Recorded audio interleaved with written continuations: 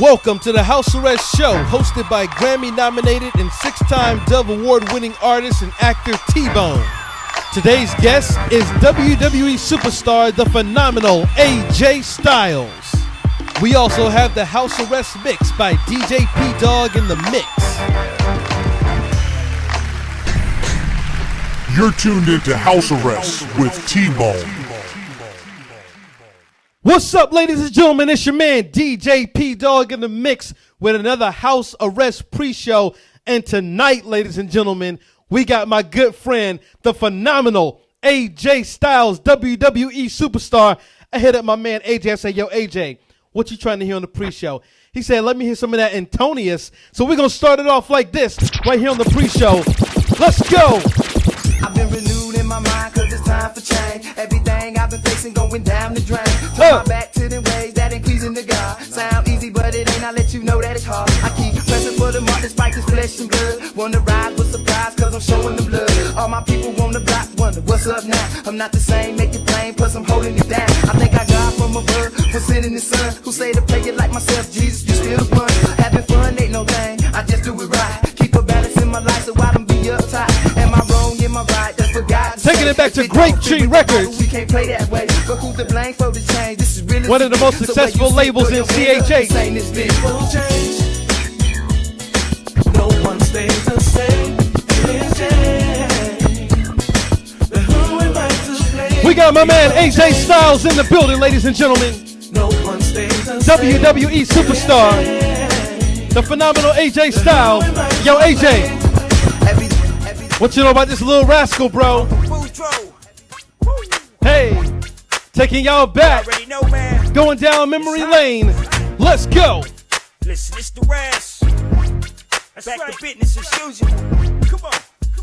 Unusual, huh?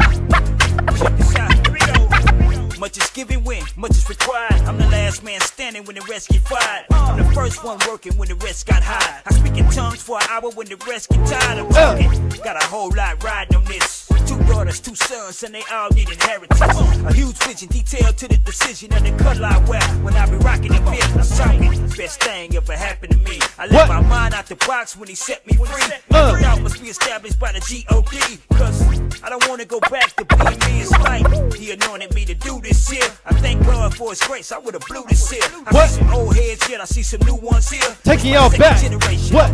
Let's go. Let's go. If I tell you he the king, you can bank on that. Watch the fire that I bring. You can bank on that. From Corpus Christi to the Queen. You can bank on that. A new song, let us sing. You can bank on that. I'm blessed. You can bank on that. Every knee shall bow. Every tongue bank on that. Come on. Jesus Christ is Lord. You can bank on that. Never mind, get around. Taking y'all back.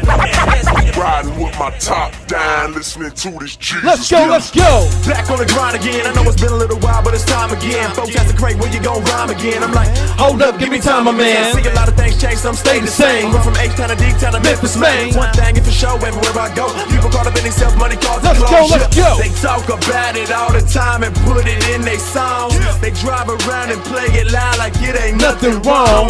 And now they talk about is simple stuff. Got everybody acting bad, thinking that they a thug, and they trying to drown me out, but now they ain't gon' count me out. I got a backpack full of tracks, plus I keep a Johnny Mac so we can pound it out. Plus I'm bumping these Jesus beats whenever they seeing me. People looking all confused, cause every one of my tunes is screaming Jesus. Let's go, let's go, let's go. That trip, DJ rolling with me, both our heads nodding like we dozing or we tipsy, but we ain't been drinking, man. Now this song's just banging, man. Got us screaming Jesus out the window while we changing lanes, while we just riding with my top down, listening to this Jesus music. Riding with my top down. Get those wheels going. Top down, riding with my top down, listening to big wheels. Riding with my top down. Hey. Riding with my top down. Riding with my top down, down. Jesus, Jesus. You know I'm riding with my top. We riding with my top down. We riding with my top down. Listen to that Jesus music. Go off in the zone. Zone out. Zone out. Zone. My man KB.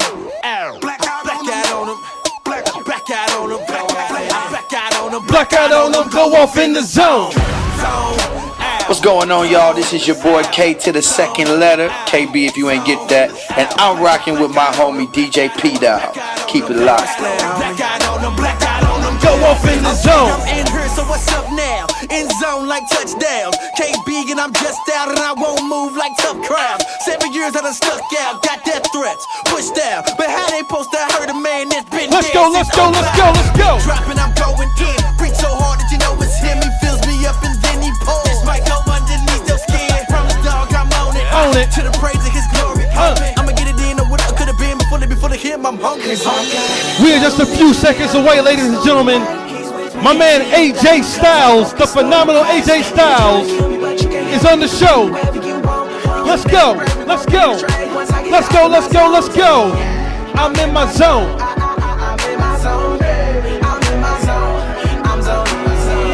Got something new for you guys. Shout out to my man Isaac Matter. We go in airplane mode. For me, prepare for the place there. And I'm gonna write what I want, cause this my therapist. Got so much to say, I've been fed up with the strain. For people ain't gonna mention their names. Gotta ask right now for better days. I'm getting this out, no sorries about. Feeling this way, cause I ain't just playing around. I believe that I mean what I say when I say that I hate that this part of my job putting pressure on me. Oh yeah, it's been stressing me. Yeah. I'm going on Airplane mode. Something brand new from my man Isaac Matter. I'm going on Airplane mode. Hey, gotta get my airplane wings. Let's go, let's go, let's go. Airplane mode. Yeah. I'm going on airplane mode. Ladies and gentlemen, I'm your man DJ Pdogg in the mix. And right now we are on the House Arrest Show. We got my man, the phenomenal AJ Styles in the building. But right now, I want to bring the man of the hour, the host with the most, my man, yo man's, the one and only T-Boney Soprano, T-Bone. We got AJ Styles in the building, bro. What's up, ladies and gentlemen? Shout out to my man T-Bone. T-Bone, what's up? What's up? What's up?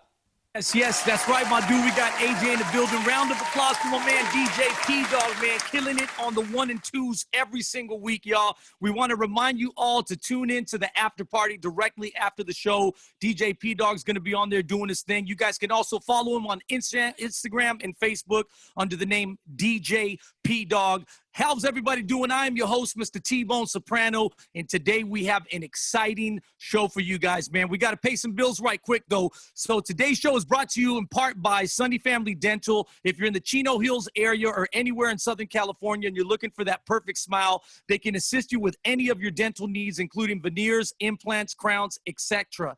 Y'all, check this out, man. They did my veneers, and they definitely I get compliments on my smile all the time. Dr. Uday Shah is one of the best in the business, and he'll make sure he takes his time getting you exactly what you need. For more information, be sure to log on to their website at sunnyfamilydental.com. Again, that's sunnyfamilydental.com. Also, if you're looking to buy or sell a home, well, look no further. United Realty NM can take care of all your real estate needs. They can help you nationwide with their network of realtors. For more information, log on to their website at unitedrealtynm.com. Again, that NM is for New Mexico. Again, that's unitedrealtynm.com, or you can follow them on Facebook or Instagram under the name United Realty NM.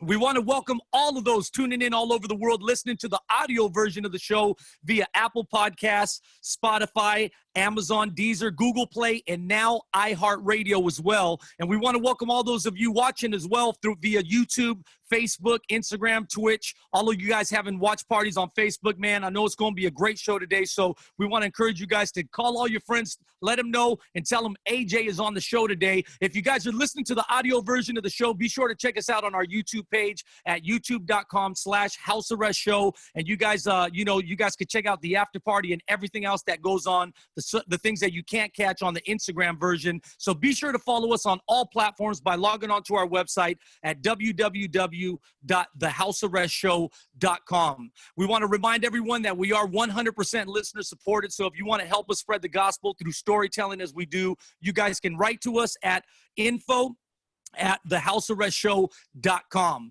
All right, man. Well, I want to let you guys know today we have an exciting show. As you guys know, we got an amazing legend on the show. He's a two-time WWE champion and a wrestling superstar. He's had legendary wrestling matches against some of the biggest names in wrestling, including The Undertaker, John Cena, Brock Lesnar, and Seth Rollins. I'm sorry. You can catch him on the hit show SmackDown on the Fox Network every Friday night. Ladies and gentlemen, please welcome one of wrestling's icons. It is none other than the phenomenal AJ Styles. AJ, how you doing? I'm here to redeem myself. There you go, man. This is part 2. A lot of people may not know, but the first time we had you on, which was probably about a month and a half ago, man, we had tons of people tuned in. We were on live, but, you know, it was like, but we couldn't understand what you were saying. Man, I had a pair of earbuds. I don't know where I bought those things from. I think it was off the internet. They were cheap. And I thought, oh, these will work fine. Little did I know my son had peeked his head in and was like, hey, Dad, you need my earbuds. I'm like, hey, man, get out of here. I'm doing something. Little did I know. You get out of here, man. He was trying to help me. I said, next time, son, don't take no for an answer. You got to come in and you got to stop me. There you go. Well, hey, man, we want to thank you so much for coming back on the show, man. It's an honor to have you. I do want to tell you, man, the show that we had, there was tons of people tuning in, so many people that were excited. And, man, there was a lot of people that were blessed from your story, from your testimony, from everything that you talked about. So we said, man, we got to do this thing right. We can't let the show go out that way. We got to have AJ back on because we know that, man, there's a lot of people that you can impact and that you did impact through that show. And we know that there's so many more that will be impacted. So first of all, my man, how you doing? Tell me where you're at right now. Looks like you're at home, but let me know where you're at. Well, I could tell you Gainesville, Georgia. Now, listen, a lot of people, when I say Gainesville, they automatically think Florida. I'm not a Gator fan. That's not how this works. But I just got home. Actually, my son just had a football game. Me and the coach were talking. He's like, we barely pulled one out. And it was, some rough, some kids coming back in the first game. It was a little rough, but we were just happy to be able to play football, because a lot of schools aren't able to play football right now. So it was a blessing. It was a blessing. Now, what was it like, man, being back out there? How old is your son, first of all? What was it like to be back out on the field? I don't know if it's first time to be back out there or to just be out there for the first time. Was there people there? Was there no people there? What was it like right now during all this coronavirus thing that we're living through? Down south, it's a little bit different. We're handling a little bit different than some of the other places. I think we're doing a good job, but that's just my opinion. These kids need sports. They need something to do or they're going to get in worse trouble. I know that this coronavirus is a serious thing, but we gotta do what we can to keep these kids doing something. Literally, I mean, when you get bored, you do something stupid. I know. But anyway, but like my oldest son, who's 15, he's on varsity. He's playing, and so we've had some Friday night ball games, and this was my first time with my number 2 son, who is 13 in middle school. So that was his first game. Nice, man. Now, what is it like when you're out there? And I'm curious to know, man, because you're a wrestler, you're a dude that's used to taking hard hits and giving hard hits. Do you ever get out there in the front lawn with him and be like, all right, come on, son, I want you to try to tackle me, or I'm going to tackle you? Like, how do you toughen him up for football, or either one of them? I mean, I don't have to toughen them up. They're tough enough. They'll hurt me at this point. There's some studs, and I don't want to hurt myself. I've tried to race my oldest and hurt myself once before, and that'll never happen again. So, wow, I'm wondering, is there anything in your contracts, being a WWE guy, is there anything in your contract like the NBA that says you can do this or can't do that? What are the guidelines there? Nothing yet. As long as the other dads don't be as dumb as I am and try to race their son in the front lawn, we won't have to worry about that. Nothing yet. Okay, now I see you're wearing. Are you a Yankees fan, or what is that? Oh my God!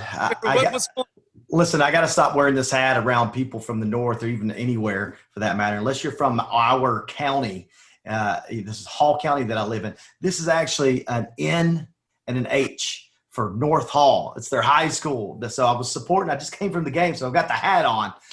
I still haven't learned my lesson. Well, hey, man, that's a pretty cool. I actually like that, man. It looks pretty cool. They did a playoff of the New York Yankees. Pretty dope, man. I wanted to ask you this, man, because at the top of the show, Pdogg started spinning records, and he said, hey, man, per AJ's request, Antonius, I know that, I had heard around the way, and me and Pdogg talking, I know that you grew up listening, or I don't know if you grew up or if in the later part of your life you got into the gospel hip-hop game, but I know that you're a big fan of gospel music and gospel hip-hop especially. How did that whole connection happen? Well, I mean, it was one of those back when I was, and I think we went over this story before, but for those who didn't hear it because of the audio was so bad. We had a music store.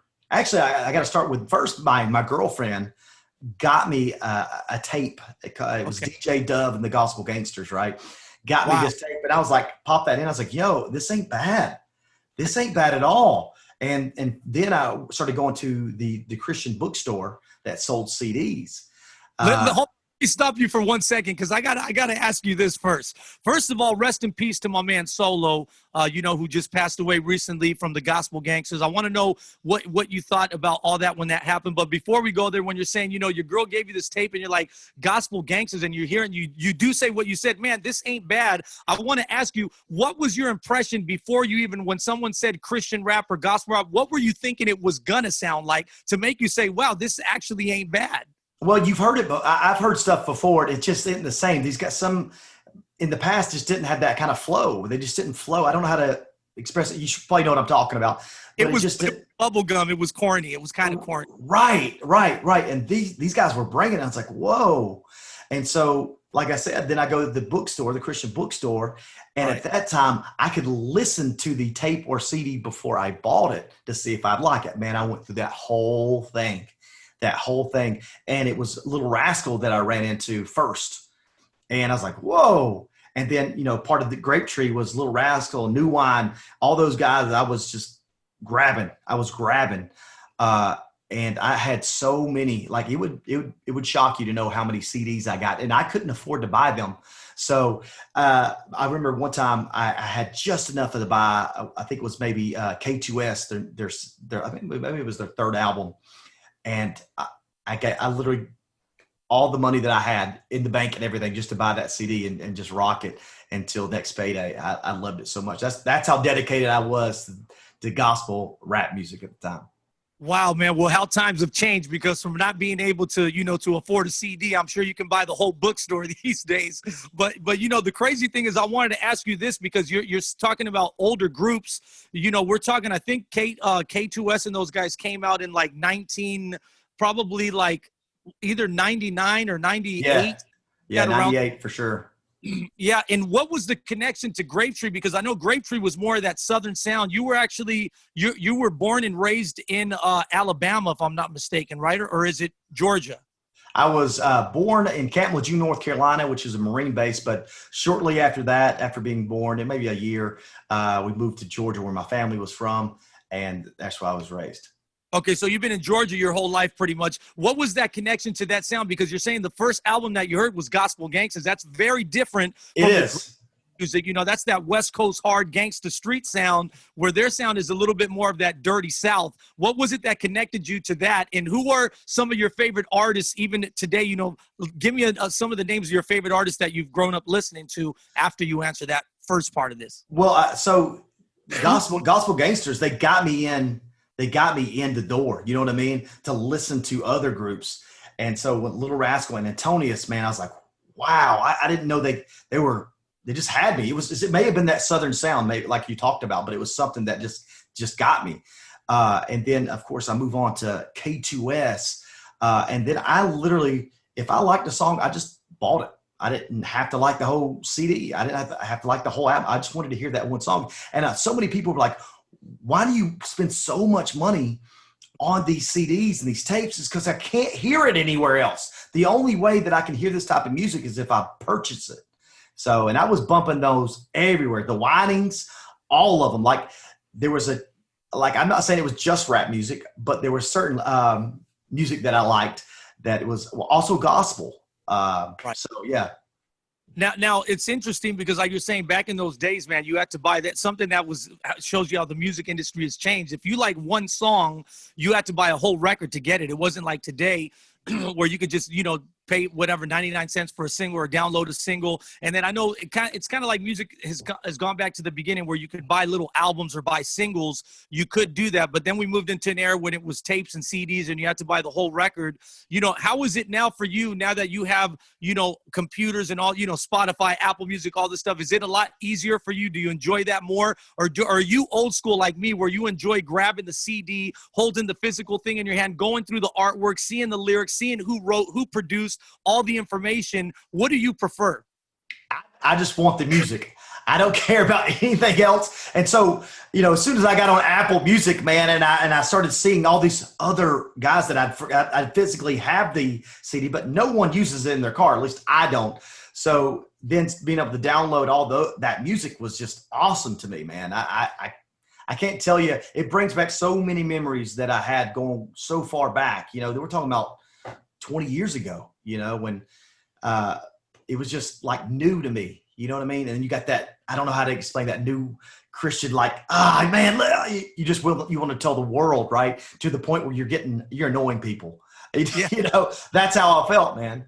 Yeah, I mean, it's crazy because like you're saying, it's like when you have that, when you're newly converted and you have that you're just that excitement and that happiness and that joy. And you just, like you're saying, you want to go out and tell the whole world. And it was a time where it was kind of like, you know, it was this illegal almost kind of music that you had to kind of like figure out. It wasn't like it was available everywhere. If you went to a Christian bookstore, it was only in a small little section. Yep. You know, so the one thing I am curious about though is I'm hearing all these people and all these pioneers, but I ain't hearing no T-Bone in there, bro. Like, oh, T-Bone, he was definitely part of it. Listen, you got me watched. So obviously I do a lot of traveling and you know, on planes and whatnot. Right. And there was this movie that popped up, and it had Cuba Gooding Jr. in it, and Fighting yes. Temptation. And so, listen, I was like, this doesn't look interesting at all. And then I seen T-Bone on it. I go, whoa, boom, pop. I watched that whole thing, and I couldn't believe that you were on it, man. I loved it. But I never would have watched it had you not been on it. So T-Bone was definitely a part of my music and, you know, my movies. Wow, that's pretty crazy. You know what else is crazy? You being a Georgia guy, we actually shot that whole movie in Georgia. We shot it in Atlanta, and then we went to another small place, and you're from the Georgia area, so you would know. We actually all lived, Beyonce, Cuba, LaTanya Richardson, which is Samuel Jackson's wife, was one of the people in there. We had the OJs, Angie Stone, Faith Evans, just so many legends, and we all lived inside of, you'll know where it's at. We lived at the Georgian Terrace, right across from the Fox Theater. You know where that is? Oh, yeah, I know exactly where it is. Yeah, absolutely. Yep. The Fox Theater is, you know, it's old school, so everybody knows where that is, for sure. Exactly. So we stayed there for 3 months. We shot so many crazy things, and I'm not remembering. There was a small little city that we went to, but it was maybe out towards the way that you were out, and we were able to stay there for about 5-6 days, and that was an amazing experience, man. But AJ, I know, you know, like, you've come a long way, man, and like we're talking about the times where you're talking about, man, you barely could scrape up money to be able to afford one of these albums. You know, sometimes people, they see people like you, and that's what I love about this show, is we try to humanize people and let them see that they're just like everyone else. They have you know, trials that they go through, tribulations. It hasn't always been easy. Sometimes people look at the finished product of an AJ and they're like, man, AJ Styles, this is cool. Look at him. He's great. He's always been in good shape. He's been this great athlete. He's always been this, that, the other. And they're like, wow, what a great guy. And some people might even say, man, but AJ's never really gone through nothing, man. He don't understand, you know, trials and tribulations. He doesn't understand what it's like to struggle. This dude's got money. He's got power. He's got fame. But that wasn't always the case, man. I want to go back. We talked about this, like we said, the first time that we chatted, but I want to go back to your childhood. Tell me what it was like growing up in your childhood. I know that there was a whole lot of obstacles that you had to overcome, but take me from your early ages with your mom and dad and what it was like being raised in the AJ Styles household. Well, I can tell you there wasn't a lot of money back then. In fact, we went from house to house probably because, you know, bills weren't able to get paid. So I apologize, by the way, if you could hear slamming and running, because I live with a bunch of elephants apparently. So anyway, but like I said, growing up, we didn't have a lot of money. We moved a lot due to bills probably not being paid, like I said, until we ended up living in trailers because they were cheaper. Now, I wish I could tell you how much hot water we had, but we didn't. So there was times when it just wasn't that great, to the point where I remember us putting pots on the kerosene heater to warm up the water so we could take a bath. It sounds gross, I know, but that's just the way it was back then. You know, we didn't have a lot of money, and you know, my parents I don't know that they were very good with money.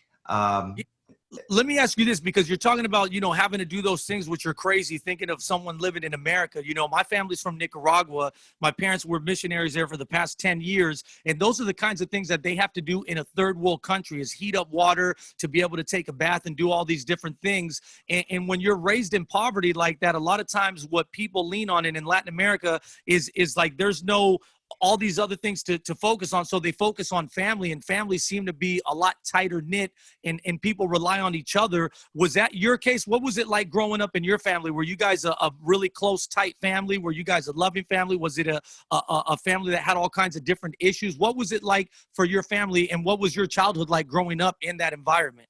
Well, I think every family has their own issues, and some could be worse than others. Some we don't even know about that people struggle with. But my dad was an alcoholic. And I'm not saying my dad didn't love his family. He just, had a problem. You know, he had issues that happened to him with his child. He didn't know how to deal with it as he grown into an adult. So he drank a lot, and then things happened. You get drunk, you want to fight somebody. And it always seemed to me, or not necessarily me, but my brothers and I and my mom. So there were struggles that happened. It wasn't pleasant sometimes. It was very scary sometimes. But did I have a loving family? Yeah. I mean, I slept with my brothers until, forever. I'm sure they were tired of me. But you know, my brothers I always knew that I could trust my brothers. That we're still to this day very close. Wow. So you guys grew up really tight. And I'm sure when you grow up in an environment like that, like you're saying, no doubt that your father loved you, but sometimes, man, there's these addictions. It's like when people are on drugs, it's like I tell people all the time, they're not in their right mind, and it's not really them doing the things that they're doing. It's the drug or the liquor, you know, taking over them, causing them to do those things. Take me, AJ, through some of those dark times, man, what it was like, you know, some of the things that you saw. And the only reason I even want to take you back to this is because, you know, again, I like making this show relatable. There might be some people that maybe they're going through these hard times, or maybe they don't know what it's like to live. Maybe everything's always been nice and they never had a father that was an alcoholic. What is it like living with an alcoholic dad, and having a dad that comes home in the middle of the night, like you said, wanting to start a fight with you or your brothers or your mom? What is it like? Take me through some of those tough times and the things that you had to overcome. Well, I used to think my dad was the scariest man in the world. Like I was terrified of him. I would assume my brothers were too. They were just like you said, though. There's those nights we'd come home and he wanted to start a fight, and so you just sit there and be as quiet as you possibly can. No, sir. Yes, sir. Whatever you ask, and just do whatever you can to make sure stuff didn't go awry, which it did. Apparently, you know, it's going to happen. And somebody's there was this one time we had a pond near us that we could go to. We weren't supposed to. We were told not to, by the way. And because if you're a father, you know something could happen and your kid drown. I didn't know that as a kid, but I know that's why my dad didn't want me to go down there now as a father. And my oldest brother told on me and my other brother for going down to the pond. He didn't know that my dad came home drunk, and it got bad. It got bad. You know, it didn't matter where the belt hit. You know, it didn't. Wow. It just was what it was, and it to the point where my oldest brother felt terrible about it. And you know, we were some pretty rough kids, so it was that was just one of those days. You know, and then as we got older, you know, the thing about my dad is I don't know if he meant to do it, or realized he was doing it. He was making some tough kids, to the point as when we got older. I remember I think I was maybe 12 or my battery was just low apparently, but I remember being 12 or 13, and my dad comes home one night wanting to start a fight, and it just so happened. Charging battery. Sorry about that. You're good. But it just so happens my mom couldn't take it anymore. She said, I'm done. I'm not going to do this with your dad tonight. I'm going to leave and go stay with a friend. She walked out of the house. And so at that time, I'm 12. My other brother's maybe 16. My other older brother's 17. My little brother's 8 years old. my mom comes back in the house. She's like, I forgot to give you guys lunch money for school tomorrow. Comes in, gives us our lunch money, walks out. My dad follows her. Next thing you just hear something, boom. And like, oh my God, what happened? And you kind of peek out the window and my mom's laying there. Like my dad had thrown her up against the trailer and knocked her out. So my oldest brother came, he's like, Dad, what are you doing? And my dad had picked up something like, you better get in the house. And my brother was a pretty bad dude. He didn't realize what he had made. And pop, my brother ended up knocking him out. Wow. And it was like, oh my God, dude. I remember me and my other brother didn't know what to do. We wanted him to go out the window. We wanted him to leave because what happens when Dad wakes up? What's he going to do? And my brother said, nope. He shoved us away. He's like, I'm going to handle this tonight. And he did. And it's a terrible thing that had to happen. But we were all glad it happened, because it never happened again. Right. And, and it was just, like I said, my dad didn't realize that he was making some tough kids, or maybe that was his what he wanted to do all along, because there were some things that happened to my dad, as he told me as he was growing up, some bullies, and got bullied and got beat up that he'd never let his sons do. So I don't know if he wanted them to be that tough, but it sure did happen. And it kind of bit him in the butt, but at the same time solved the problem. Right. And I'm sure like when that happened, I mean, I can't even imagine, your mom laying out there and you're this kid like, what are we going to do? But also times when he would come home drunk and want to take it out, find somebody to take it out on. I'm sure as a kid you were scared, like, who's going to protect me? Like, there's no one here. It's got to be something. There's kids that deal with this every day. Their dad comes home and they're drunk or they're on drugs, and, they start punching walls and punching whoever's close to them. And they're like, who's going to protect me? And a lot of times you cry, God, can you help me? But it doesn't seem like he's there. And when your brother stepped in, it's kind of like, whoa, man, like you probably for the first time in a long time felt peace. Like there's actually someone here who can stick up for me and who can fight Dad, that can protect me. What was it like going through your mind, seeing your dad knocked out? Was there a sense of fear? Or what was it that happened when that happened? Or was it kind of like, yes, finally somebody stood up to my dad? What went through your head at that moment? At that moment, I was scared for my brother. I was like, oh my God. Of course, I thought my dad was the baddest dude in the world, right? So I was scared for my brother, and he shoved us away. And basically, like I said, he was going to handle business.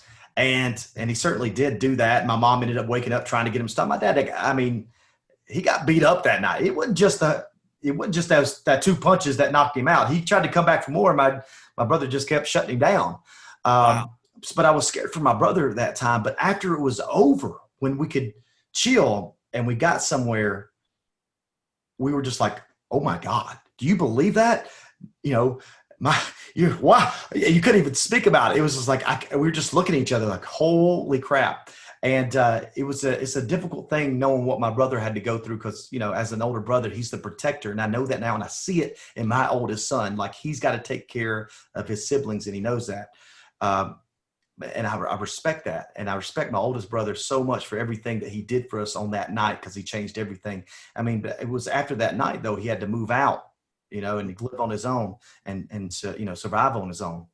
And he went through a whole lot, man, for his siblings. And I appreciate that, because it wasn't the first time he's helped me. And it definitely wasn't the last at that time. Wow. And I'm sure that just made you guys be closer. I mean, I can imagine you guys are probably really tight right now, especially, people don't understand when you reach a certain level of success, it's really hard to find people that you can trust, people that you can really count on, people that really have your back. But I'm sure you and your brother are really tight. I'm curious to know, during that time, man, in those dark times when you would be pretty much living in fear because you were so scared of your dad, you never knew which dad was going to walk through the doors, the cool dad or the dad that was, crazy. Did you, as far as from obviously you weren't a Christian at this time, but just as far as God goes, in your mind, were you like, man, there is no God, there's no God. God doesn't exist. If he was here, he would protect me. Or was it like, man, God, where are you? Did you even believe in God? Where was your mindset as far as who God was and what God could do for you in those times? Well, you know what, man? I'm going to be honest with you. I always believed in God. I always felt like I knew him. I always prayed to him. Not to say that my family went to church every week, but at one point we had a babysitter who was the preacher's wife. And not that he was perfect, but I just always believed in God. And I always prayed to him. And just because he wasn't able to take me out of that, then I always assumed that I had something that I needed to talk about later to someone like I am right now. Like, I know what you went through. I know what you're going through. I've been there. There's a reason for everything. I really believe that. And it was all for a reason and a purpose. Wow. So when you're saying that, the babysitter was actually the pastor's wife, were you raised, like, did your family have any kind of beliefs? Did you guys go to church? Were you Catholic, Christian church? Like, what was the belief in your household? Well, we believed in Jesus. There's no ifs, ands, or buts about it, but we went to a Pentecostal church. So you could, at the time, so you could imagine sometimes as a kid and you're like, whoa, what the heck? You got people speaking in tongues and going crazy and running around and dancing. As a kid, I'm like, what is going on here? I didn't really understand it because at that time, if you had to, if there was no Sunday school, you had to sit there with those guys and try to stay awake as a kid. It's very hard. But it was certainly crazy, but we were able to go to camps and stuff like that, and that was fun as kids. We had a good time. So I always believed there was just, I don't know how to explain it or why. I just knew it was true. Yeah, I do know that, like, Christian camps, man, people that have never been to, I'm sure, anyone that's a Christian probably has, but if they've had kids or if they were a kid growing up in the church, but Christian camps is something that really seems to impact. I know it impacted me when I went, and it's a time, especially for a guy like you, that you're able to get out of your surrounding and go to somewhere where it's nothing but love, nothing but the word, nothing but people that are really trying to, get closer to God. And what kind of experience did you have when you went to those Christian camps? Did you have a God encounter, or was it still kind of like, man, these people are a little bit crazy and it's just like weird to you? Well, I should have specified like Bible school, during the summer. It's kind of like a campus. You get to go there every day, man. And I had so much fun doing it. The Bible, that's the book for me, singing those songs like that. And so there was always something instilled. My parents never asked me, hey, do you think you need to get saved? Do you need to accept Jesus? That never happened. I don't know if they just didn't understand it. I know that's not true. They definitely understood it, but it was never something that they asked their kids. At least they never asked it to me. Right. But I did, as I got older, went to those camps, and it's unbelievable, the experience. It is, no doubt about it. Yeah. Now, AJ, so as you're growing up now, you're going to these camps or Bible things you're going to, you're kind of like seeing the church world, but you're also seeing, the crazy world of liquor, drugs, whatever. As you got into high school, I'm sure that there was probably, most people I've talked to that have gone through stuff like that, they hold a lot of resentment in, they hold a lot of pain, a lot of anger. You going up into elementary and high school, were you a troublemaker kid? Were you the kind of kid that would get into a lot of fights, or were you that dude that would stick up for, fess up to the bully and stick up for the kids that were being beat up? Like, what kind of craziness did you get into as a teenager? Well, I never thought I really got into a lot of craziness. That wasn't, I think I was a good kid. Now, did I, do some stuff that I shouldn't? Of course I did, but I was never the bully. That was something that I never did. And I've never been the big guy, but I had two older brothers that were way tougher than the guy trying to bully me. I guarantee it. So that was never a problem. Did I do stupid things? Oh yeah. There was a time when my parents were getting a divorce and I didn't have a place to stay. So I stayed with my girlfriend, and obviously some stuff happened because I was sleeping in her bedroom with her. Obviously it's a terrible thing, knowing now and what could have happened.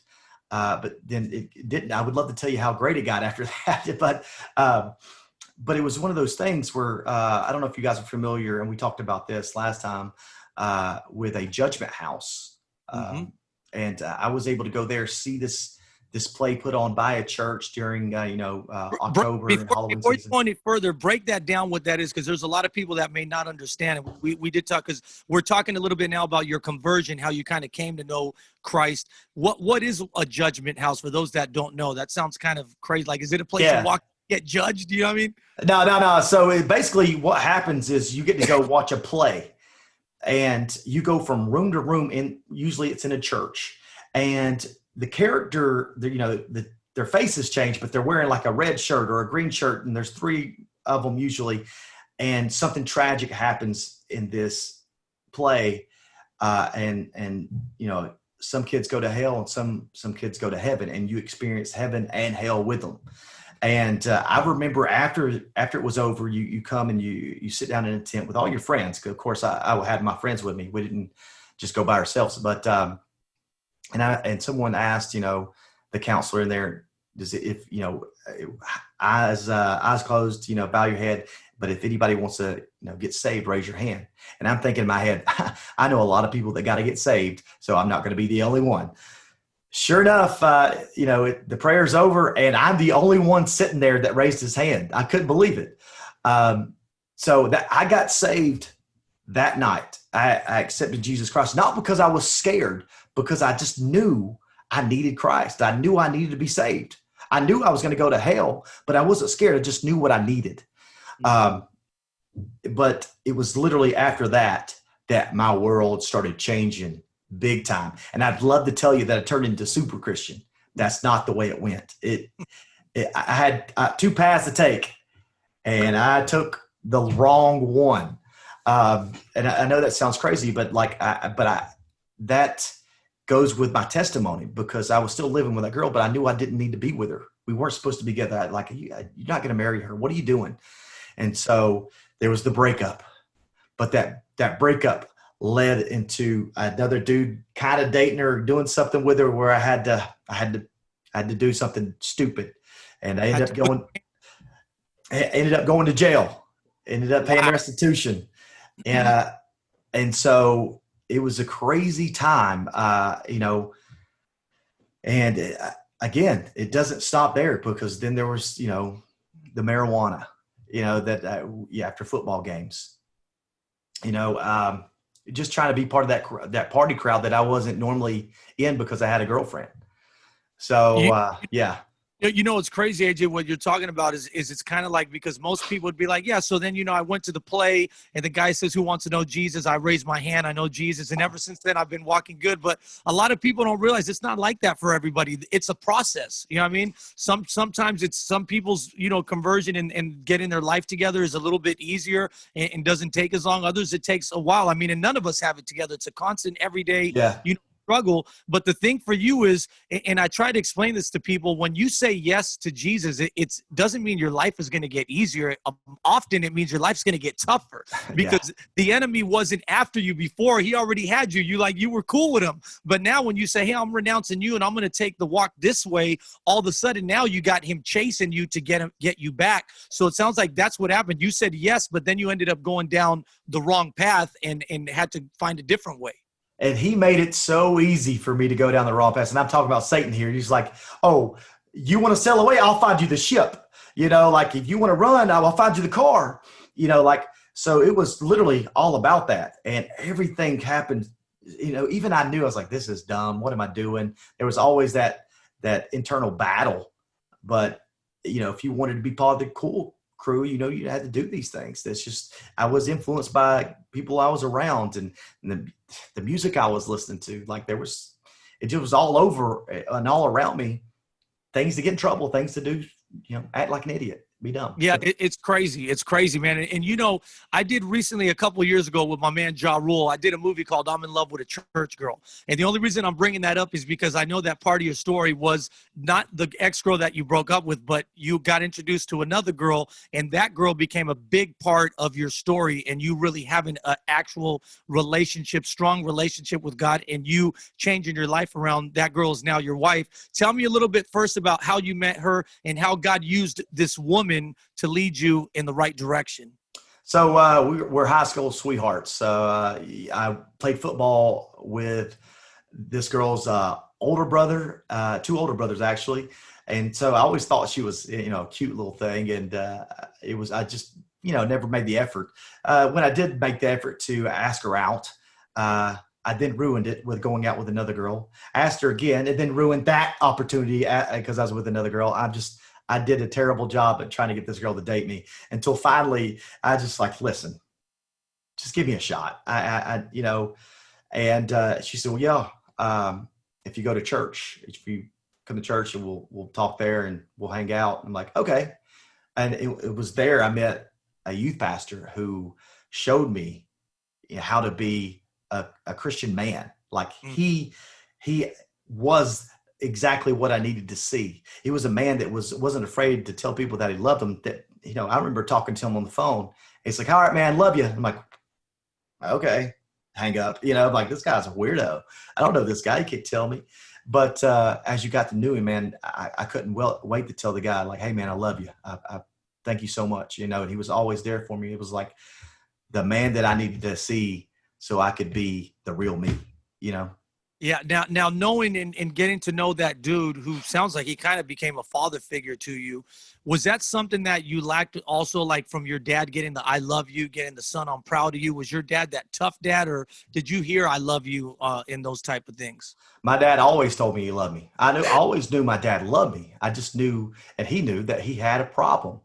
Yeah. It was that, like, I knew he was proud. He never missed a football game, never missed a wrestling match. He was always there, which I loved having him there. I could always hear my dad over everybody, and I was proud of that, except when he would come to the game drunk. I'm like, but I was happy to have my dad there. I was proud to have my dad there, and he loved me. So it was easy to forgive him because, I knew how much he loved me. But as far as the youth pastor, I wouldn't say he was a dad, but more like a cool friend, what I'm saying, that you wanted to be like. And so he changed, everything. That youth group that I was in, man, the love that I had for the people in there, it overflowed not just to them, but to people that I maybe didn't like at the time. Like, I was like, man, I'm not going to fight you. And there was literally one occasion where me and this dude, we just headbutting, and I saw him at the bowling alley, and I was like, oh yeah. And I went up to him and I said, hey man. And I said, I want you to know something. So I prayed for you last night, but if you want to go, we can go. He says, nah, man. And we became best friends to this day. Wow. Really? So imagine me going, whoa, what the heck? I thought I was about to throw down, but this is God. And he doesn't play like that. Like, I was like, whoa, it was more of like, wow. So this praying really is, not that I didn't have faith, but I never seen it work like this. And so it just blew my mind. I'll never forget that. Wow, man, that's an incredible story, man. Just shows you how God works in mysterious ways. Now, I'm to know, like, now, here we are, you go through your childhood, you go through your teen years, you meet your girl, you kind of get your life together. At what point were you introduced? Like, were you doing wrestling in school, or how did you get introduced to that whole world? And, you were saying you were kind of a thinner guy. You weren't really the buff guy that you are now. Sounds like you kind of would let your brothers do all the dirty work, and you weren't really the fighter. When did that AJ the Phenomenal, begin to develop inside of you? Well, let me just tell you, I didn't let them fight my fights. I fought my own. I never backed down from a fight. So that did happen. But I also wrestled in high school and college.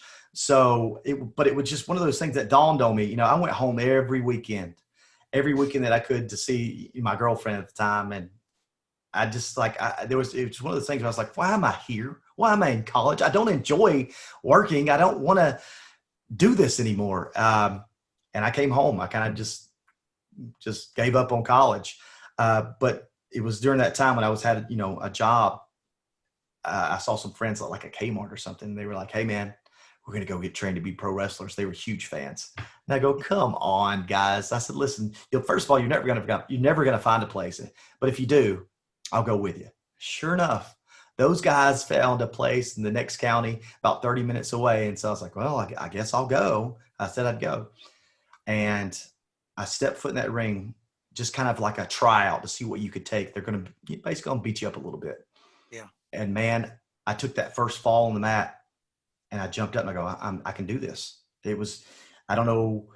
It was like a flash of light. And I was like, I can do this. I'm going to be doing this for the rest of my life. Nobody can tell me different. I'm going to be the best at it. I'm going to at least try my best at it. I'm going to find a way to make a living doing this. That's amazing. So when you stepped in, it was kind of like love at first sight. I think of like Kobe, how Kobe says as this little kid in Italy, he grabbed the ball for the first time and he smelled it when he bounced it. He loved the sound of the ball bouncing, the sound of the swish, you know, when it go through the net. Was that how it was with you when you walked in? Like you're saying, you were probably a little bit nervous, but when you took that first hit and you fell on the canvas, you're like, man, I can do this, like you said. So right then you were like, man, this is amazing. You knew this is what you were born to do. This is what your purpose in life was from that moment, the very first time you stepped in the ring? Absolutely, 100%. There was something about it that I can't explain.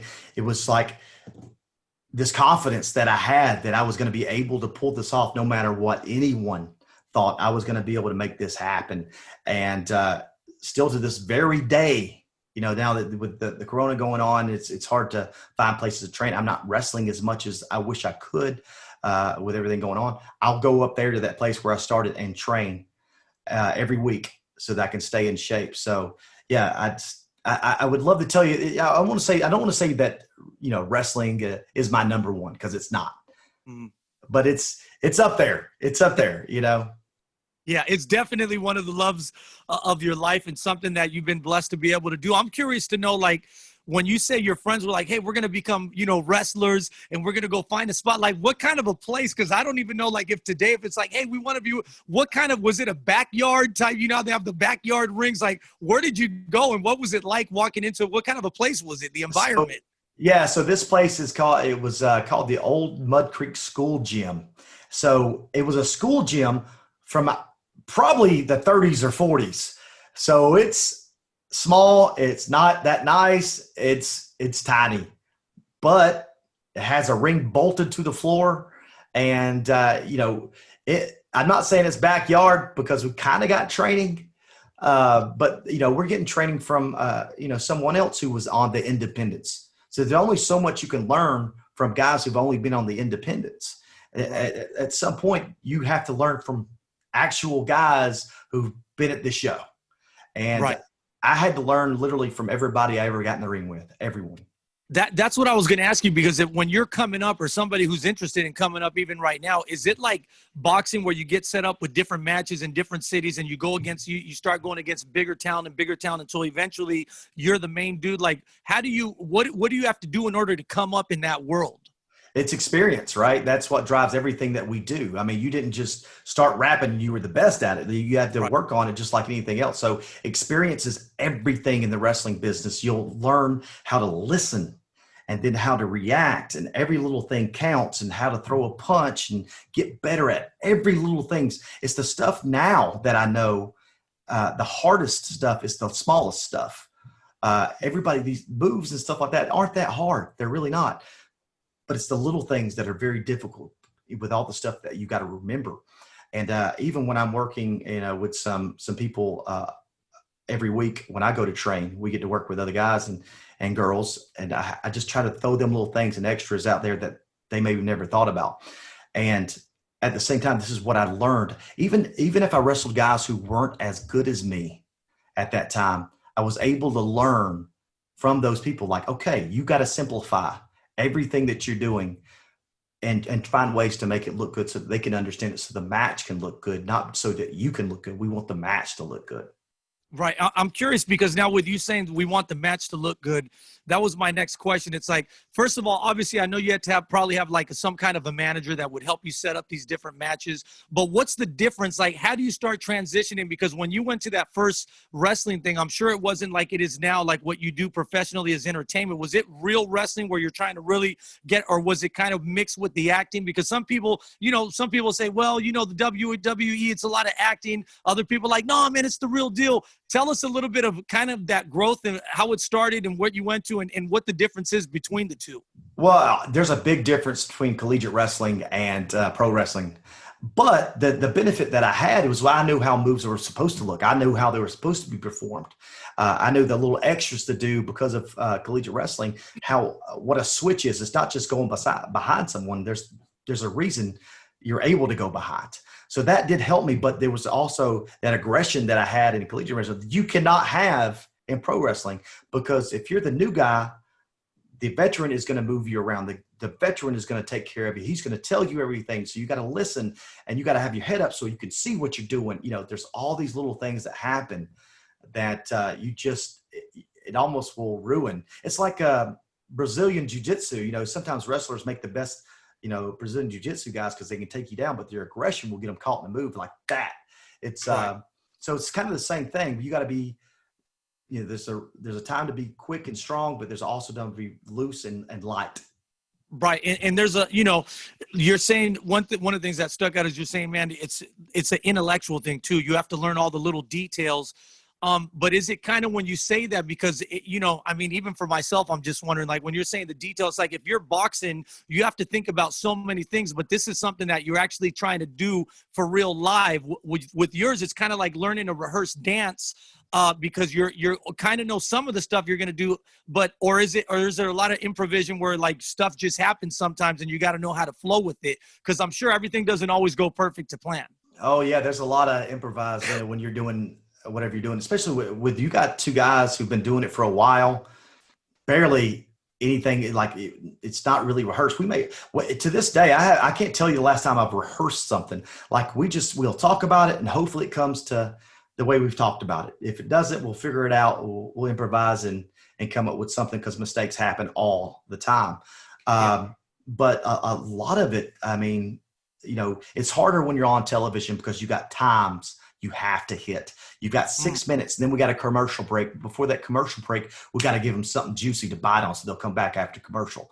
Like, it's not as easy as everybody thinks it is, because we have to time ourselves perfectly so that it works out with the commercial. And then when we come back, it's the same thing, because we're timed again for another 8 minutes. When we come back, it's very precise. And the thing about that is I don't want to go over my time, because if I do, I'm going to take it away from somebody else. And in my opinion, that's not being very professional, because people deserve to have their time on television. So it's a lot more difficult than a lot of people think. And I'm curious to know this too, because the other thing is, you know, when you're in there, I'm sure sometimes the adrenaline takes over and you're like, man, and again, like we said last night, this is grown men that are trained to hit, trained to body slam, trained to that. There's a lot of injuries that I'm sure go on. You know, what is first of all, have you ever just kind of lost and be like, this guy hit him, I'm going to hit him back, you know, and kind of taking your aggression out? And what's one of the worst injuries that you've ever had to face in your career? So I never assumed that people hit me on purpose. I never assumed. There's been a time, maybe two, where I really was like, I'm about to knock this guy's head off and this match is about to be over. It's been through that. So, you know, but it never came to that. But I just always assumed that people, you know, would punch me on accident. And I've had, you know, stitches many a times from getting punched in the face or getting hit with something. It just is what it is. It's not ballet, as we say. Right. But I mean, shoot, I forgot your second question. I was thinking about all these things. Oh, the injury, right? Yeah. So I would assume that my injury happened in the ring, but I didn't really get a chance to really tear it up until there was, you know, I was training, and I thought, I'm feeling pretty good today. My son thinks he's fast. I'm going to race him in the front yard, you know. So I was already doing sprints, you know, always run a little bit. I thought, let's do it, boy. And man, he took off and he was gone. And I was like, oh gosh. And so I hit some huge strides. And when I hit that third stride, pop, there goes my hamstring. Oof. And so that was a tough one, but I've also tore my hip labrum, which is probably the worst pain I've ever been in. It's just, you can't walk. You're paralyzed in that leg. It's just nothing you can do about it. Easily my worst one. Well, man, now it's crazy just to see how God, hearing your whole story, man, from this kid that, you know, is raised in this environment, then going through all the stuff, then meeting this girl, and then you having this dream. Man, one of the things I love hearing is just people's dreams coming true, how God makes that happen. Because, I mean, here you were, just this young guy out of high school and college, you're wrestling, you get in the ring, you're like, this is what I want to do. And then just recently, like last year, you're on the cover of the WWE 2K19.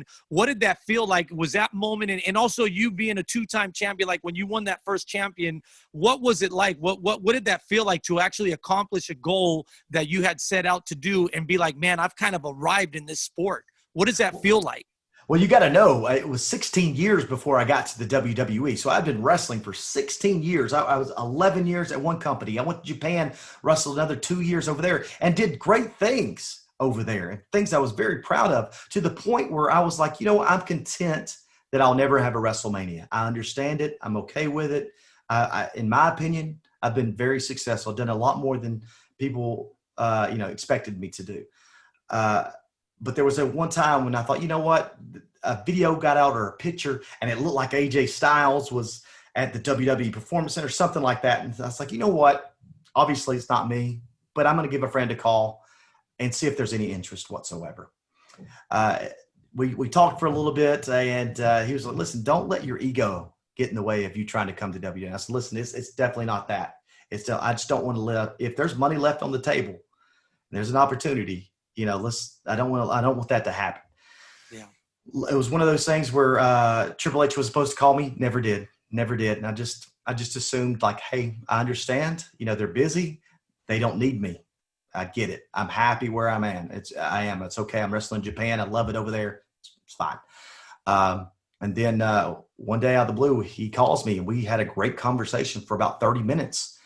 And the ball started rolling so fast, it was shocking. I literally wrestled in one of the biggest shows in Japan, came home, ate dinner with my family, but flew out that night to Pittsburgh so that I could get my medical cleared to wrestle in the WWE. And I think within 2 weeks of that, or a week of that happening, I was in the Royal Rumble 2016 to an amazing debut, like something that no one, including myself, expected to have.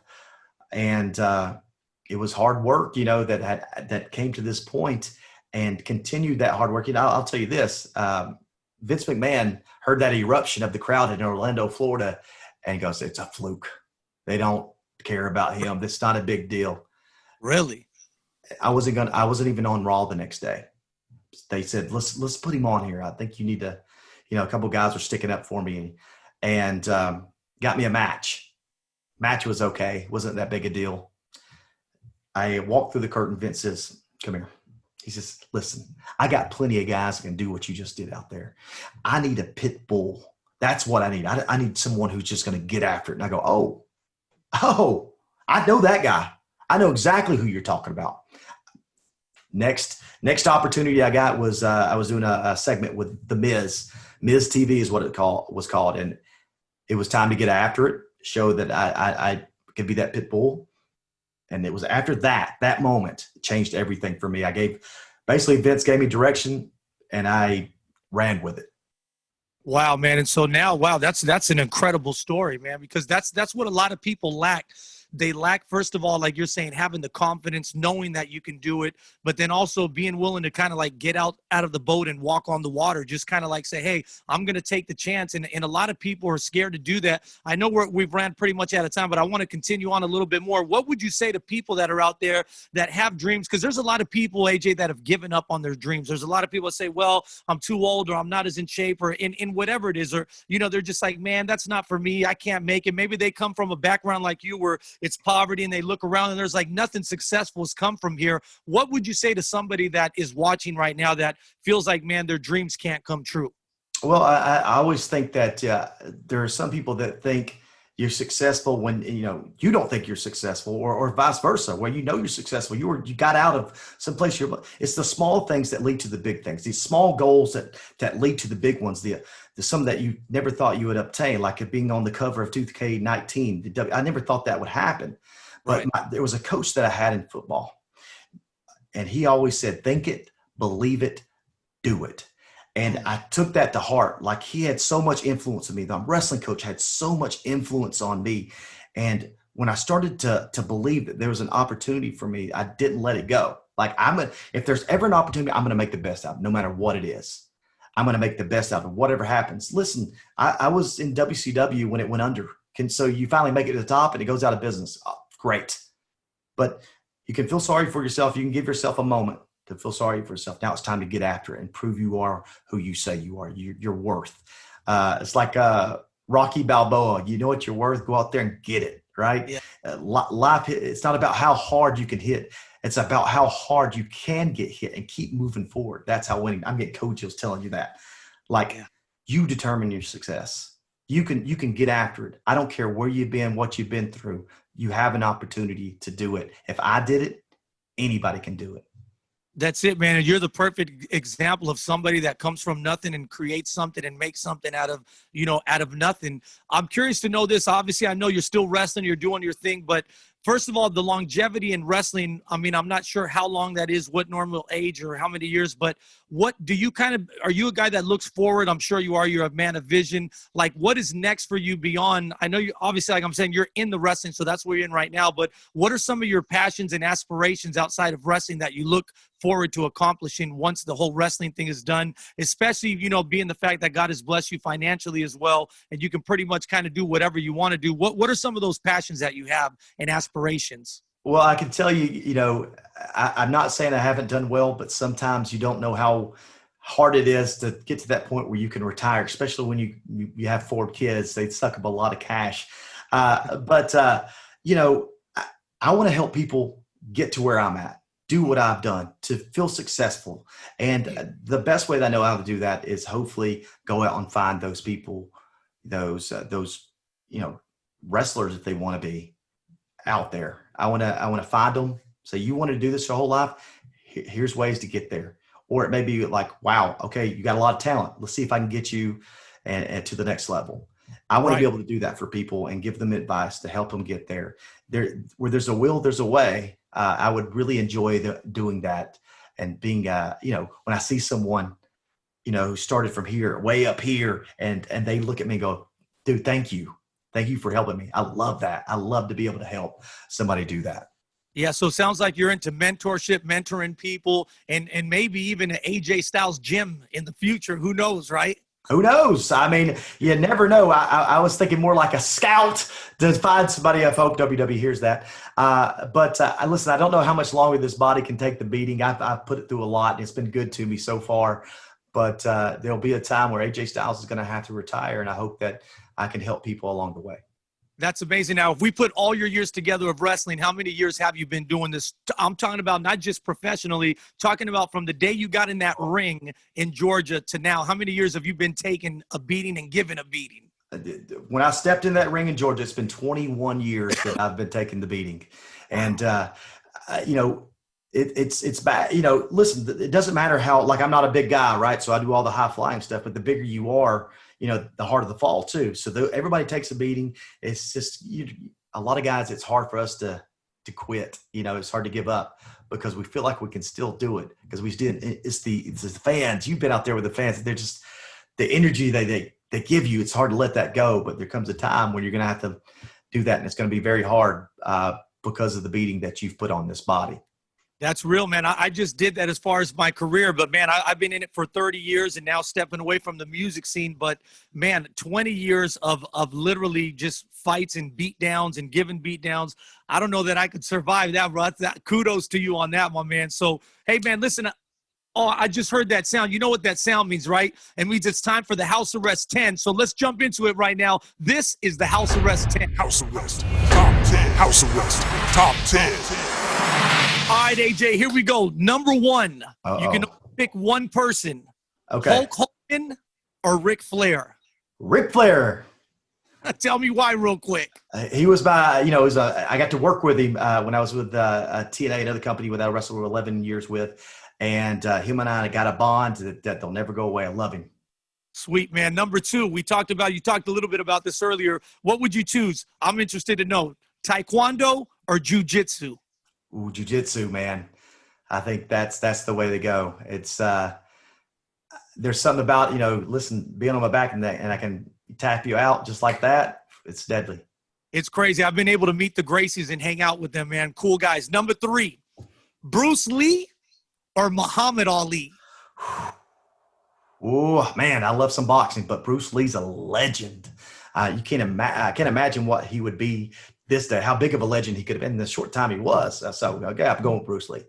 Okay, Bruce Lee. Now, I know people, they can watch you on Twitch. You're always on Twitch playing games, so I'm interested to know number 4, Nintendo or PlayStation? Nintendo all the way. I'm a retro guy. Okay, there we go. Number 5. Now, we're talking about getting up in age and all these different things. There's a fight that's about to go down. Mike Tyson is now 54 years old. Mike Tyson. Who you picking, Mike Tyson or Roy Jones Jr.?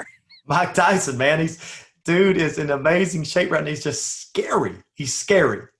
That's the word I was going to use to describe. He's definitely scary. All right, number 6. Monster truck or luxury car? Luxury car. I know that may surprise you being from the South, but I like that stuff. I like to be able to take the wifey on a date. Hey, I ain't mad at that, man. Number 7, phone or tablet? Phone. Throw it in my pocket. No problem. There you go.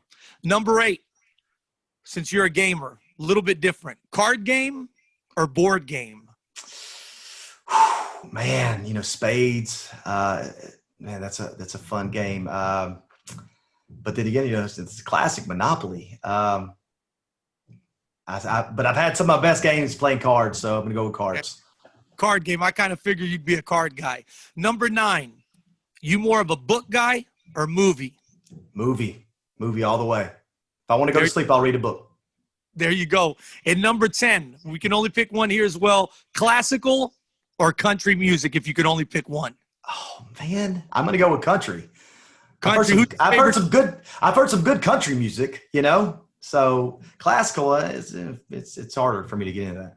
There you go. Well, hey, AJ, man, we want to thank you so much for being on the show, bro. It's been an honor to get to know you, to learn about your life, man. Thank you for being an inspiration to so many other people. If people want to find out what you're doing, obviously they can see you on SmackDown on Fox, but if they want to see what you're doing aside from that, I know you're doing stuff on Twitch. Give us all your handles on Instagram, Facebook, all that, where people can find out what you're doing. Well, I can tell you what I'm actually on. Twitter is AJ Styles ORG. And Instagram is AJ Styles P1, and Twitch obviously is just Styles Clash. Awesome, man. Well, hey, brother, thank you so much, man. We pray for continued success. Be careful out there. Make sure you ain't racing in the front yard with the kids too much anymore. And hey, man, we wish you all the success, brother. Thank you so much for what you do, and we look forward to having you back soon again on the House Arrest Show. All right, man. Thanks for having me. God bless. We out. Ladies and gentlemen, it's your man DJ Pdogg in the mix. Yeah. Welcome to the House Arrest After Party. We're going to start off just like we ended the pre-show. My man Isaac Matter. I've been fed up with the strain for people, ain't gonna mention their names. How they ask right now for better days. I'm getting this out. No sorries about. Feeling this way, cause I ain't just playing around. Better believe that I mean what I say when I say that I hate that this part of my job putting pressure on me. Oh yeah, it's been stressing me. Yeah, alright. I'm going on airplane mode. I don't wanna care about it no more, cause I'm gonna hit the floor. I'm going on airplane mode. Wait a minute. Y'all heard that one. I got another one from my man Isaac. I go back and hey. About how do I sound, this and that. Just stop with that. Isaac Matter. Get familiar. That's perfectionist. My standard, yes. I know I'm a mess. They don't know what I mean yet. They don't see what you see yet. They just stacking that green up. God is building my team up. Don't you let those numbers get up in your head. Cause what it gonna mean when you gonna welcome to the after party, ladies and gentlemen. Nothing but a bright future. We have my man AJ Styles with us. He's in the building to the after party. Let's go. This is not home to me. I'm young in the go. It's been on the road now. God don't let me fall down. Yeah. It's been on the road now. God don't let me fall down. What does it mean? What does it mean? What does it mean? If you alive, my man Isaac Matter. Yo, I got that new Lecrae for y'all. What up? It's your man Lecrae, and right now you checking out my man, my ace, my dude, DJ Pdogg in the mix. Turn up. Brand new Lecrae, coming off his album Restoration. Let's go. Running with my dogs, catching plays. Take you on a trip down memory lane. Pulling pistols, stealing mama's liquor. 17, I think I fell in love with a stripper. Snorting, sipping, smoking till I'm blown away. Granny told me, wait on God, he on the way. Walking dead, I'm on a ledge, praying I don't fall off. Spirit interfering, I done knew me about to go off in the dark, yeah. I was in the dark, I swear you could couldn't tell me nothing. I was after flesh, I guess I was some type of zombie. Demons used to haunt me. Then I heard a voice of God, I'm grateful Jesus called me. I was like a zombie till I was away. My man Lecrae, brand new record called Zombie. He's got a brand new album dropping this month.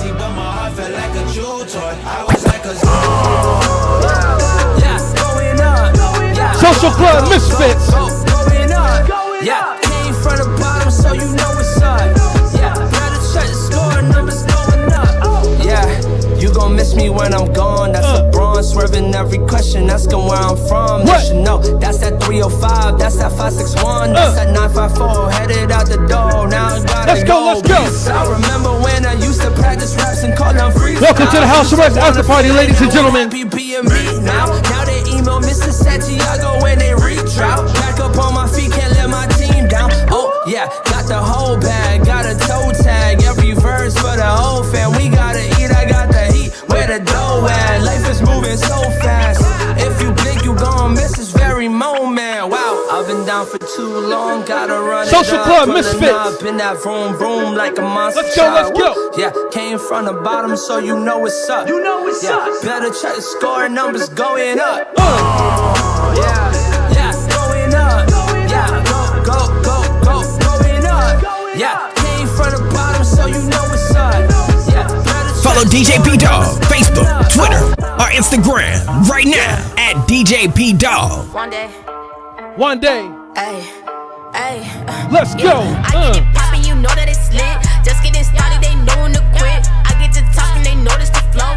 Keep it real holy, I got 'em like whoa. Spirit is on me, you know it's no cap. My God, he got me, you know that's fact. I'm about that action, I do this with passion. I got 'em like whoa, who is she? Huh? Whoa. Who you know been like this? I've been chillin', y'all forgot that I can spit like this. Every record know I'm making hits like this. Keep it honest, you know homie 116 that click. Huh? Who you know the flow like this? But they always got the load up in the mix, no biz. Rapping, don't forget about the gold, don't miss. I ain't doing this to me, it's for the souls, that's it. Yo, I keep it real, Holly been rapping since Stony at lunch, she was hitting them flows. Ay, your girl about her business, I got bills to pay, so go. Oh yeah, the ladies can hold it down too. Ay, remember them people that told me that I would be nothing, no boy, is you wrong? Ay, they see my song, that L turn to B, what it twists like it's Louis Vuitton. Let's go. I'm not the same, nobody can say they put me on. It's only God that keeping me through this marathon. I run the race till later, I'm passing the baton. This world is not my home, I got a better lawn. Where grass is greener, cause I got my living water on. I got the bars, but I said I'm free up in the sun. The world on me, you would think that this is single on. Trying to drop the hood, run it up, put my team on. I get it poppin', you know that it's lit. Just getting started, they know when to quit. I get to talking, they notice the flow. Keep it real holy, I got 'em like whoa. Spirit is on me, you know it's no cap. My God, he got me, you know that's fact. I'm about that action, I do this with passion. I got 'em like whoa, who is she? Yeah, we gotta do it colossal. Shout out to my man Cannon. With imposters. Shout out to No Big Deal. Like potholes. Stephen Malcolm. Let's go. Fly like a bird from Toronto. I make a way and they follow. I got the force like Kylo. Yeah, we gotta do it colossal. Yeah, we gotta do it colossal. I feel like Nelly Furtado. Fly like a bird from Toronto. Yeah, we gotta do it colossal. Yeah, Miami solid like fossils, and all of my bars sound like I'm Aristotle. Yeah, my baby look like a model, even when she isn't all their apostle. Yeah, we did $1 million independent while all these labels playing spin the bottle. Yeah, I give my thanks to the Lord. I know without him I'm nothing, I'm nada. They say, Billy, how do you make it? I told them, man, it ain't all about talent. You gotta work every night like you Jimmy. I'm talking Kimmel, I'm talking Fallon. Then when you done, gotta take a little Sabbath. Don't let the internet make you an addict. I seen a good man turn into a savage. They want my soul, but they know they can't have it. I'm like, yeah, we gotta do it colossal. Let's go. Do not mess with imposters. Swerve out the way like potholes. I feel like Nelly Furtado. Fly like a bird from Toronto. I make a way and they follow. I got the force like Kylo. Yeah, we gotta do it colossal. House Arrest After Party, ladies and gentlemen. I feel like Nelly Furtado. Fly like a bird from Toronto. Yeah, we gotta do it colossal. Ladies and gentlemen, I'm your man DJ Pdogg in the mix. Thank y'all so much for hanging out with us here at the After Party. Like I said, if you missed the show, we had my man, the phenomenal AJ Styles, WWE Superstar on the show. If you missed it, hit that rewind button. You know how it goes. catch the interview, catch him on the show. I'm your man, DJ Pdogg. Follow me on Instagram, Facebook, Twitter, at DJ Pdogg. House Arrest After Party. We're going to be back with another one next week. Until then, one love, peace.